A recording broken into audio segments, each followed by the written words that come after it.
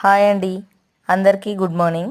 కాకరకాయ స్వీట్ ఎలా తయారు చేసుకోవాలో చూద్దాం. మైదా పిండి తీసుకొని దాంట్లో చిటికెడు సాల్ట్, చిటికెడు వంట సోడా వేసుకొని పిండిని మెత్తగా మంచిగా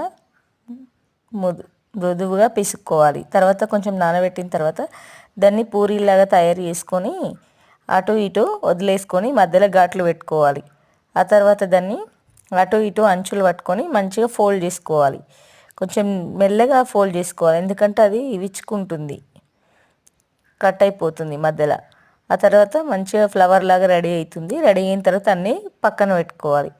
పక్కన పెట్టుకున్న తర్వాత మళ్ళీ పొయ్యి మీద బాండి పెట్టుకొని దాంట్లో ఆయిల్ పోసుకోవాలి. ఆయిల్ కొంచెం మంచిగా వేడెక్కిన తర్వాత ఆయిల్లో వీటిని అన్నీ తీసుకొని డీప్ ఫ్రై చేసుకోవాలి.